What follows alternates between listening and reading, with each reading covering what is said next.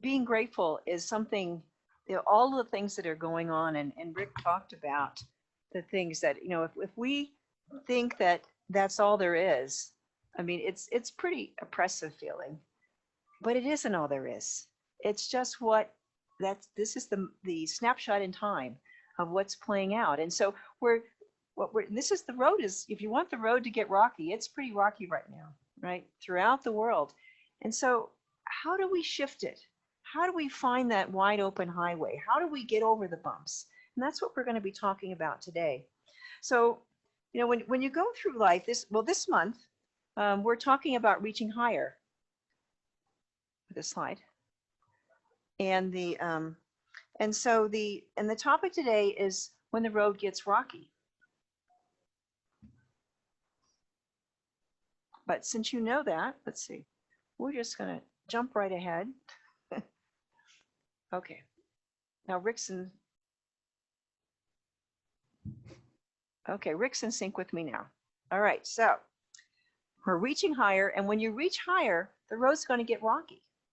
And part of the reason that happens is because you're in your comfort zone. It may not be great or maybe good, whatever, but you're in your comfort zone. You kind of know everything. But when you're reaching higher, when you're reaching for something more, you're going into the unfamiliar. You don't know what to expect. Maybe it's something you can easily handle, or maybe it's like this morning when the AV system just has a little more complexity than we were ready to deal with this morning, because we got about 90% there, and so we're on plan D. Next week, hopefully, will be better. But when you're reaching out, you have to be willing to risk. You have to be willing to make a mistake and make it okay. And if someone else is trying, you have to make it okay for them to make a mistake. Now, you want to make sure as much as you can that you're not harming anyone in that process. Do no harm. But that's what change is all about. If you remember when you're a kid and you're playing with the Legos or your Tinker Toys or whatever you had, you have to take it apart in order to build the new design, whatever that's going to be, right? So I'd like to start with a parable that was taught by Jesus, and it's in the book of Mark in chapter 9, and in the King James Version, this story is called The Demonic Boy Cured. Right? And so the road doesn't get much rockier than when your son is possessed by an evil spirit. I think all of us have had something like that somewhere. If it's not our child, with a niece or nephew, or a brother or sister, or somebody that we know. And so the story begins. Jesus is walking towards his disciples, and there's a crowd gathering around them. And the scribes were questioning the disciples, and he walked up and he said, "Well, what's going on?" And a man stepped forward and he said, "I brought my son to you. A spirit has taken possession of my son, robbed him of his speech, and he throws him onto the ground with seizures." Well, that's a pretty rocky road, right? And so the man said that, "I spoke with your disciples, and they couldn't drive out the evil spirit." So Jesus replied, and this is one of the few times in his life that he showed this much frustration. He said, "Oh, unbelieving generation, how long shall I stay with you? How long shall I put up with you? Bring the boy to me." So surely enough, the boy had a convulsion right there, fell down on the ground. He's rolling around and foaming at the mouth. It was true.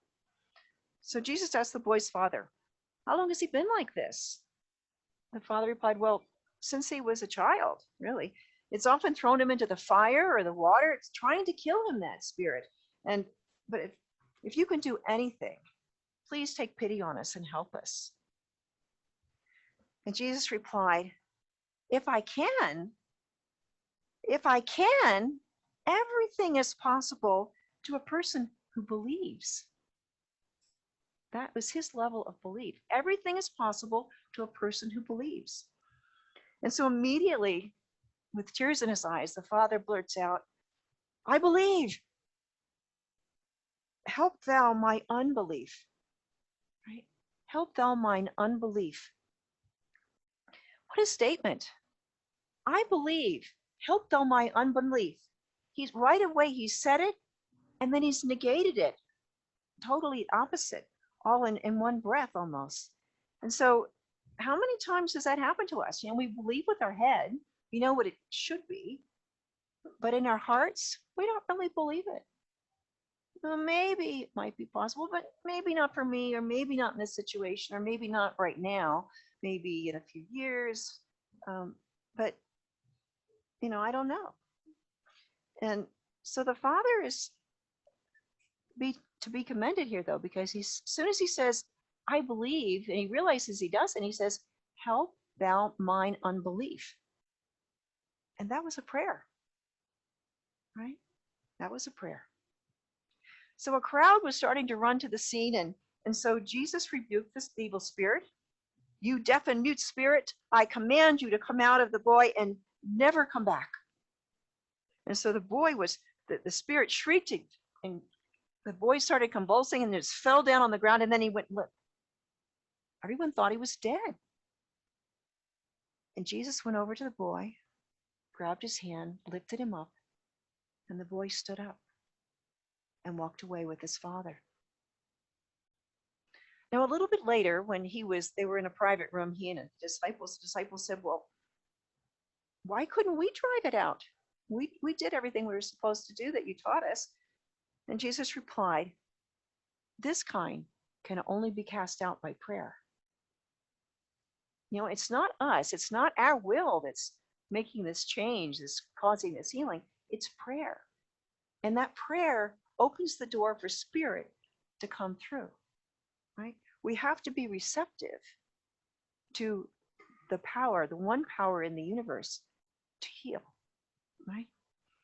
So when we hit a rocky road, when we come out of our comfort zone of what we know and we have handled in the past, when we don't know how to handle something, it's time to turn to prayer, right? What a novel idea, right?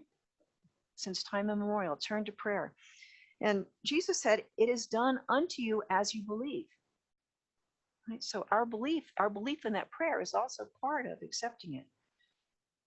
Whatever we believe, unconscious or unconscious, says that can be done, it can. And if it says that it can't, it can't. The law will prove us right either way. So if we want to change the outcome, we need to change our belief.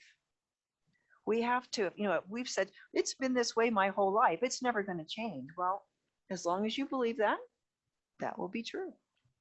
So we have to change our belief. And this is why, like when we're looking at all these things that are going on in society, we want to look at until now, this is the way it's been. But it doesn't have to be that way. When we look over the cycle of time, and there's a spiral dynamic that development. And so it used to be that people were just involved in the tribal culture, and it was individual survival. Then it went to tribal culture, and then it went up to supporting the kind of the societal good, where but you're working together, and it's generally supporting society, but you don't think about other than your own survival, or like the getting rich, the Machiavellian kind of thing. But then you spiral up and you start thinking about the environment and the good of all people, and of everyone being one. So as you come up in your thinking of the scope of your world, what's important, we come to these higher and higher levels of working together and moving towards working as one, which we are anyway. We just don't see it yet, right? So Ernest Holmes has a great little section in the Science of Mind textbook that talks about the power of belief and faith. This is and it's based on James 5:15. Ernest Holmes says, the power of faith is an unconditional belief in both the ability and the desire of spirit to hear and answer. The prayer of faith heals the sick through the law that says whatever the images of thought are held in the subjective side of the mind, but that's what we believe, will tend to appear in the body and in the body of affairs. This essentially sums up the essence of science of mind. It's done unto you as you believe. Change your thinking, change your life. So Ernest Holmes continues, when the prayer of faith penetrates the subjective thought and neutralizes false images, then the sick are raised into health. Okay, now pay attention here to this next part. Even God cannot heal the sick unless the psychological change takes place in the inner creative thought. Right? All is love, but all is law. One balances the other. Love cannot, will not depart from its nature. Right? So, when we're working as a practitioner and we pray for someone, if they don't allow that healing to occur, it won't occur. We can know it as the truth. And we know at the level of oneness, at that spiritual level, that it's the truth. But as long as someone's hanging on to that illness as their reality, it's going to stay there. Or whatever, their feeling of lack in their finances, or needing to have a relationship with this person who might be the wrong one. They're not willing to accept any of the other, billions of people in the world. This person, it has to be it. Well, maybe that's not the ideal one. So then, coming back to Ernest Holmes again, when we pray, believing, we erase false ideas from our inner thought. Then the spirit can make the gift of health. When we admit the light, it comes in, since there was no way it could enter except through a receptive mind. See, and the prayer is part of what sets up that receptive mind, because we're asking for something, saying that we're open to receive it. We're asking for the gift. If we could give up our diseases and offer them on the altar of faith to the giver of all life, we would be healed. It is not easy to release our troubles. We are prone to linger with them. Isn't it fun to dwell in that drama of telling that story and get lots of attention, because when all these woe is me, and we might want to tell it over and over because it's a really good story, and how awful our life is. But if we want to change things, we might have to give up that story and try a new positive one in place. So Ernest says, by effectual and fervent prayer, we gradually loose false thoughts into their native nothingness. God is perfect life, and when we enter its life, we are healed. All right? So this is that whole healing process. So change your thinking, change your life. Now, when we reach higher, when we go out of that comfort zone, we're out of that familiar territory into the unknown, the uncertainty. We have to have that faith at that inner level. We see it first at that spiritual level, that inner level, before it manifests on the outside. Right? And this is the whole purpose of Science of Mind, or of any spiritual practice, really, to guide us as we align and unify with that one that is that spiritual truth of who we are, who we always are. And it's about realizing it and seeing it and then manifesting in our lives. I have a few quotes here out of the Science of Mind with some slides here. If we are wise, we will cultivate faith in these realities. This is not, well, we had that one already. Next one, okay, there we go. This is not a difficult task, but an exciting experience. And the next quote, our mind must remain firm in the conviction that our life is a part of God and that the Spirit is incarnate in us. Right? We're a manifestation of Spirit. Spirit is working in us, through us, and as us. That is the truth of who we are.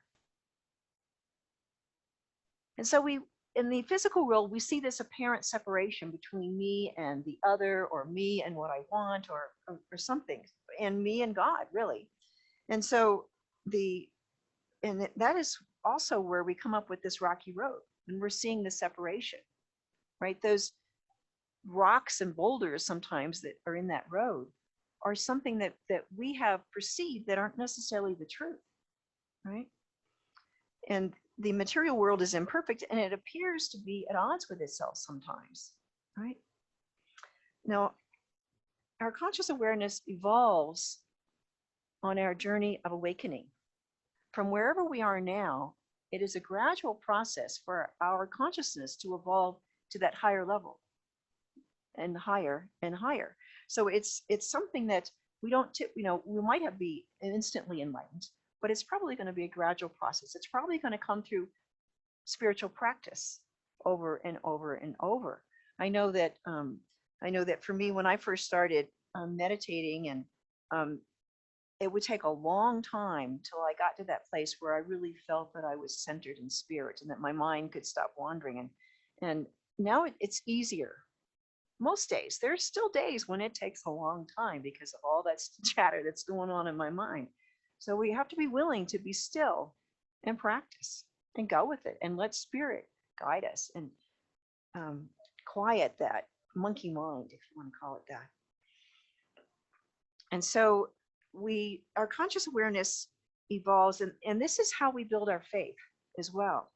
Our belief in the divine possibilities.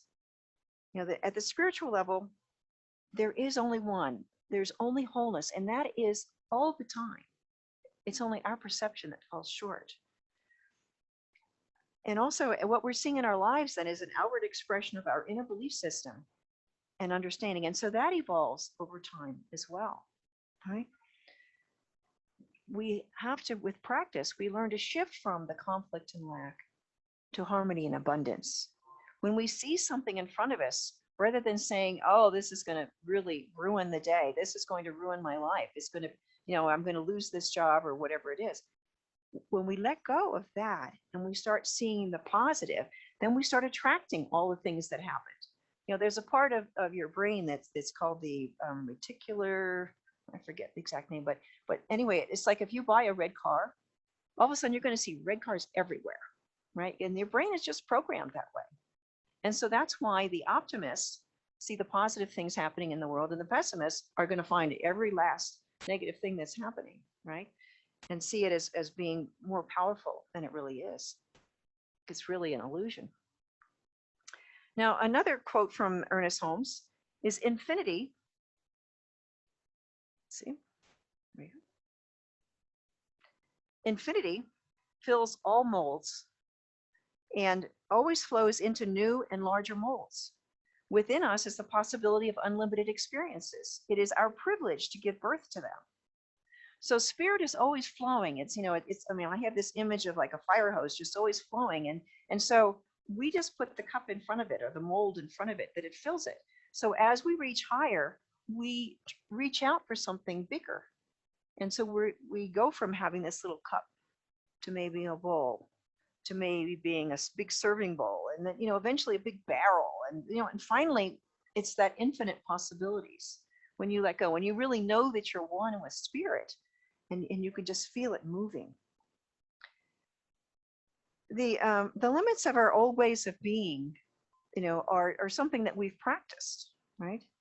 So we've learned what works. We've learned what to take and what to leave behind. But as we practice, we gradually build up our consciousness and our spiritual muscles. And we build up our strength, our endurance, and our resilience to be able to see through whatever's going on, to see that spiritual truth and see that as what is coming forward. So regardless of what the appearance is, we see that truth underneath. And the story I told last week, sometimes what we see looks like it's going to be a really negative thing, but it might turn out to be a blessing in disguise, right? Now, when you go through you're climbing a mountain, you go to steeper and steeper terrain, perhaps more rockier and rockier. And I love how Rick and Marie, they've been all the way around the Tahoe-Truckee Trail, right? But as they went on their hiking, they practiced. They would go for a few hours. They would go for day hikes. They would go for shorter hikes and check out what's in the backpack. I know when I was younger, and we went on my first backpacking, one of my first trips, there was a rule that the body weight of your backpack and all the things that are in it are supposed to be about 1/5 of your body weight, right? So for me at that time, that was 25 pounds. So I, put everything in it, and, I took a couple things out and put it back on it. It was like 30 pounds. I am not taking this 13 miles up the mountain. Thank you.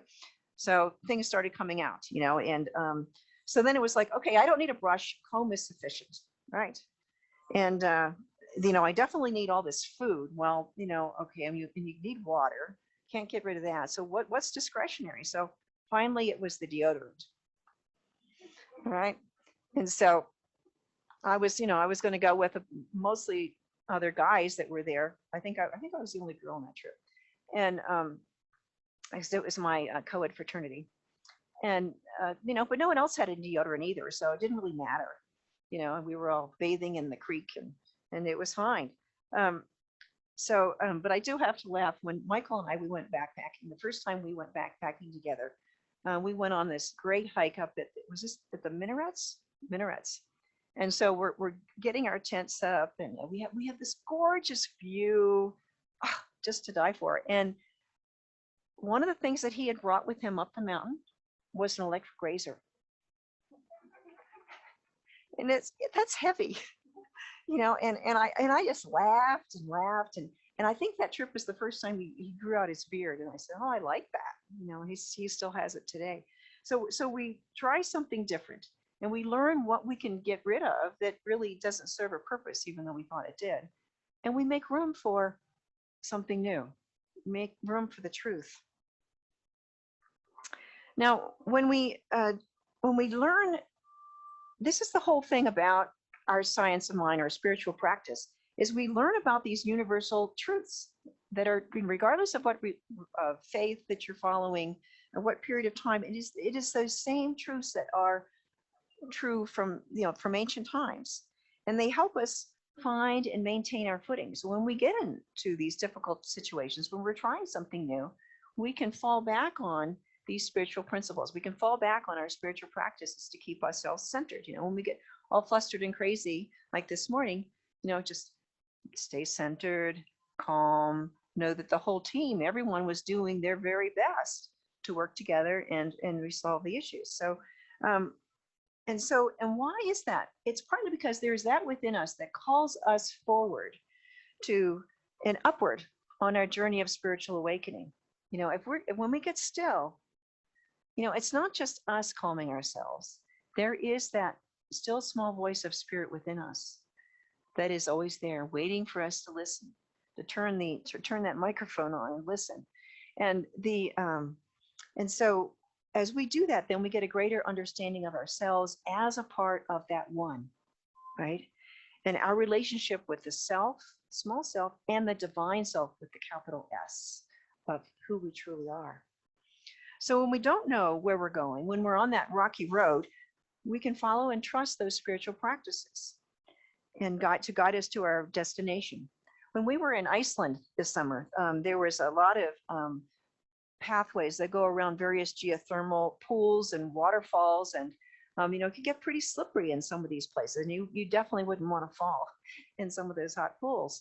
But they had chains, posts and then chains that you could hold on to in all of these kinds of places and hoist yourself up some of these narrow, skinny stairs. You've been to Yosemite and been on the mist trail up along Vernal Falls. There are about 600 steps that are made out of granite. And most of the time they're very wet and very slippery. And they have that there too. They have the chain fence or railing that you can hold on to, and make sure you have shoes with good traction, but that chain, that allows us to stay on the path and not fall. So another thing about this, when you are using the spiritual practice, and you don't want to just repeat abstract statements, and because they won't produce definite results. Yes, we want to be in alignment with science of mind principles. Yes, we want to say things that are incongruent in thought, word, and deed, though.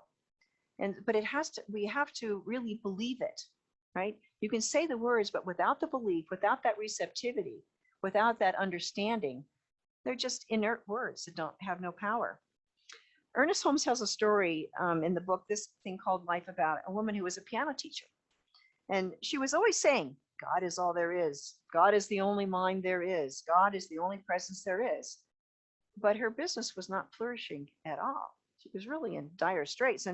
And so Ernest Holmes said that, there's no greater mistake that can be made in dealing with the law of life. We must always connect the law with what we're actually doing. It's not just something where you kind of wave your hands. No, you have to really connect it at that heart level and believe it, be receptive. And so he recommended to the piano teacher that she affirm her statements in the present and that she see her hearts and desires and feel them as already accomplished. Right? Feel that as really being here. And so what she then began to say is, I have a service to render. My business is to teach the piano. That was her divine calling. Whoever needs my service, whomever I can peculiarly and personally benefit, those whom I can particularly aid in this art, are irresistibly drawn to me now, this moment, this day. Right? Very different than God is all there is. God is the only mind there is. God is the only presence there is. Well, yeah, that's true, but turning it into this manifestation and feeling it, opening our heart, and just like it lifts us up to see that positive possibility. And that's where it comes to life.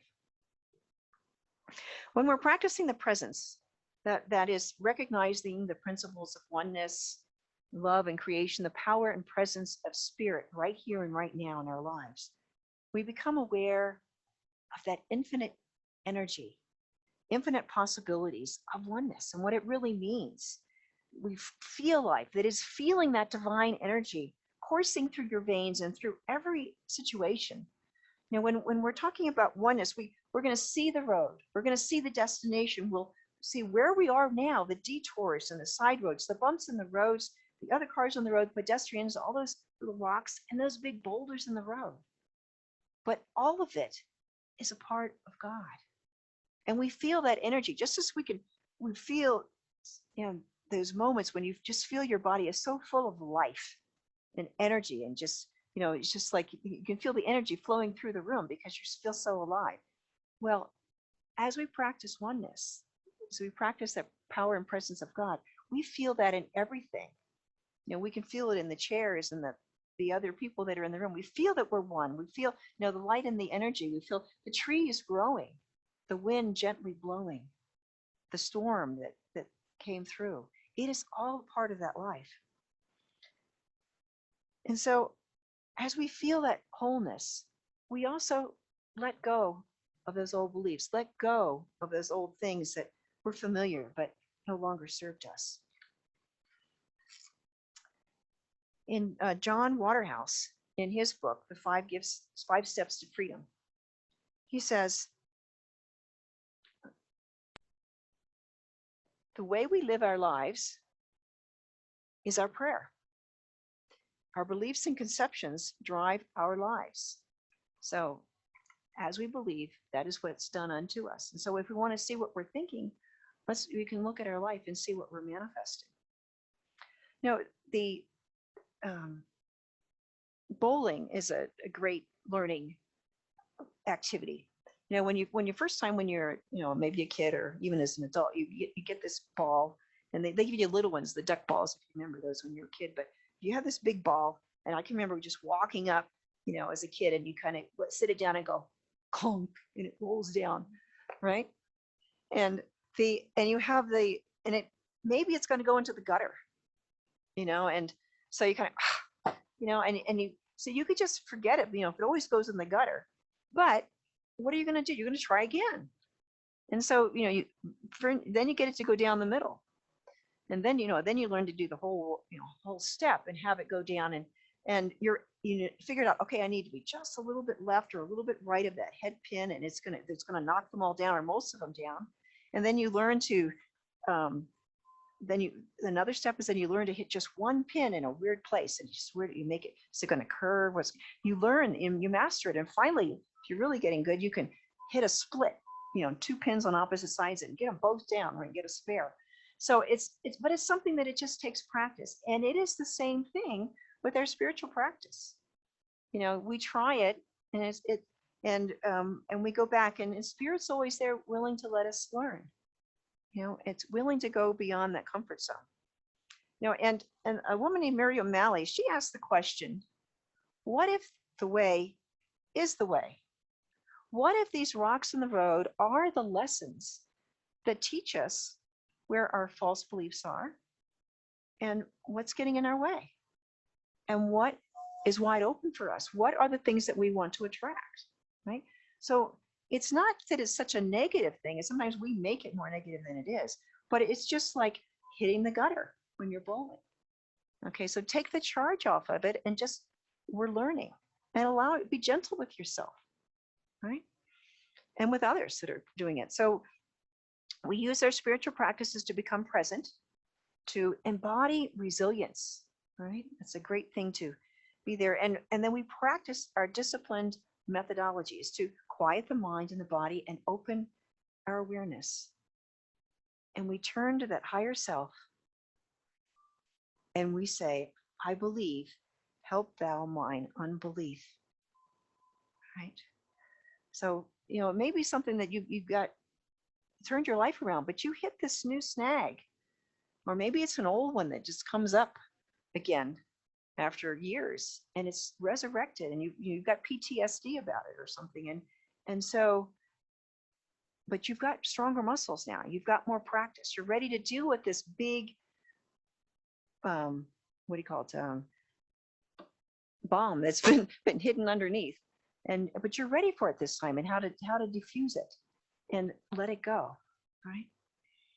So when we judge the road as rocky, what do? We remember that God is all there is, and God is the absolute and the relative, the tangible and the intangible, the physical, the mental, and the spiritual aspects of reality. It is all God. They're not separated. They are one flowing into the other. So divine order exists regardless of appearances.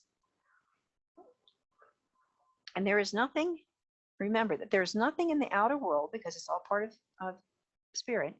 There's nothing where there is not sufficient internal wisdom and strength and peace to deal with it, to shift it, to move to something. There is always that spiritual guide that is there. I think one of the rocky roads in my life has been going through breast cancer experience. And so I asked, what was the lesson that I needed to learn through all of that? Yes, I did all the AMA stuff. I didn't try and do it. I had tried for 10 years to do it with just prayer when I had some precursors. But, finally, when I said, I think I do want to live, and I don't have to prove anything by doing it only with prayer. So Science of Mind, we talk about prayer and a pill. So, I did the whole 9 yards with the surgery and the chemotherapy and the radiation and whatever. And here I am. So it worked. But there were spiritual things that I needed to learn, right? And so I was a strong and determined woman. I had accomplished many things in my life. I was willing to be persistent, and I had worked hard towards my goals. But, I also learned that I'm not invulnerable. I learned that I can't control everything. It's not, I have my mortal power. I can't take care of all the people in my life. I have to take care of me. And that's important, because, God created me, and I'm just as important as all these other people that I was trying to take care of. And also, this was a big one for me. There are things that I don't know, and I don't need to know them. I don't need to know the how of everything, or the why of everything. It's just, some things just are, and we need to learn to trust and just be, and allow spirit to just flow, and let life be simple, and enjoy that beauty of the moment of just being one. When you get into that feeling of oneness, there is no time or space. There is no here and there. There is no other. There is just only this oneness with no separation. And it is amazing experience when you reach that cosmic consciousness level. And so in our, coming around in one more area that I'd like to look at is in our Center for Spiritual Living, Tahoe-Truckee. We've had this good to great vision that we came up with, and we're so excited about it. We can see it and feel it, but we're dealing with COVID, right?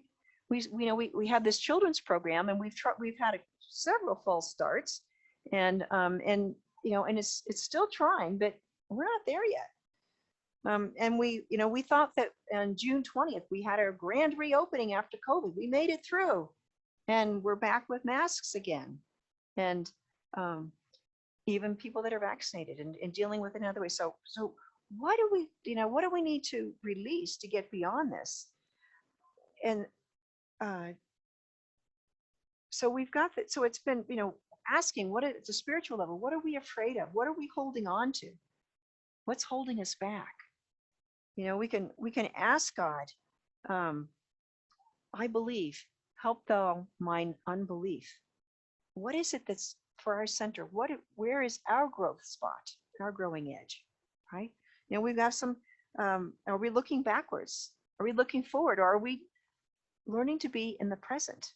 And it's not just about the dream, but it's about right now, serving and being whole and complete. We have some financial issues that we've been trying to deal with, but there is infinite flow in spirit, and so it's a matter of trusting and knowing. Like some of the events that got canceled that were in our budget, we were going to have. Well, we have this retreat coming up, and it's turning into something that's going to be even greater than we'd imagined. So it's going to replace some of the smaller things that weren't occurring. So Spirit's got an idea. Spirit's got this. We just need to listen and figure it out and be open and receptive to what's coming.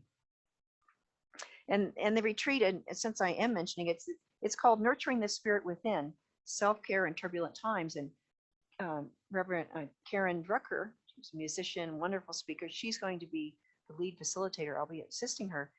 But it's a time when we can get together to nurture ourselves, right? And our spiritual community. We can cut through all of these illusions and fears and just let them go and get past this rocky section of the road and take care of ourselves. Reestablish our connection with spirit. And when that's whole, we know that we're one.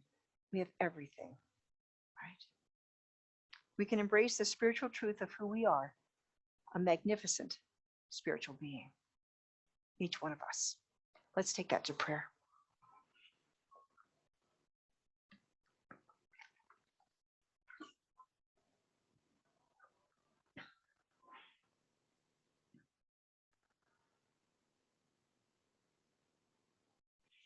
In this moment,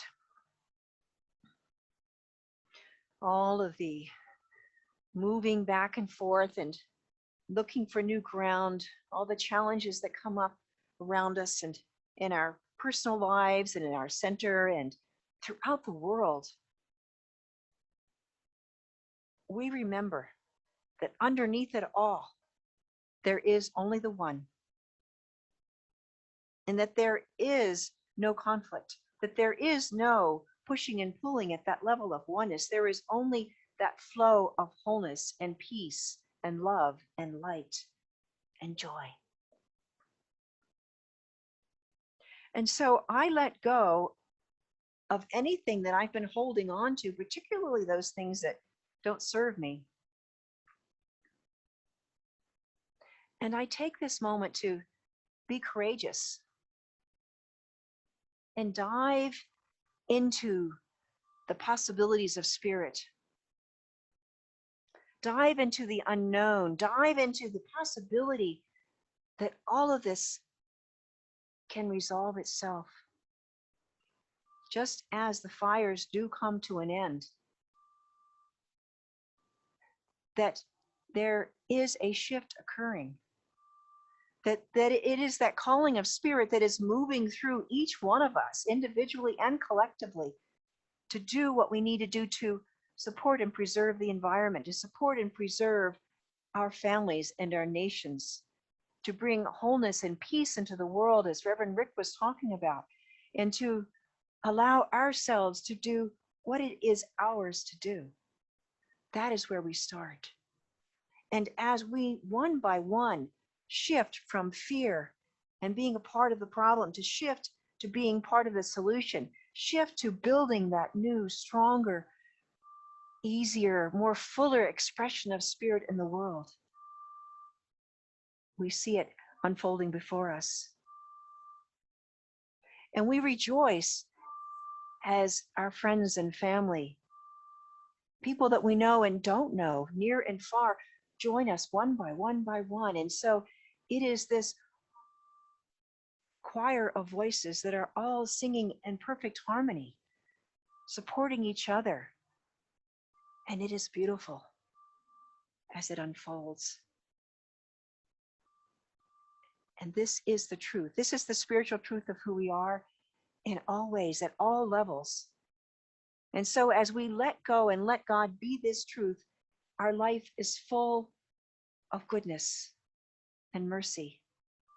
And we allow that love and compassion to flow in through us, loving us and loving each person, each situation, each activity, and blessing it all as an expression of the divine.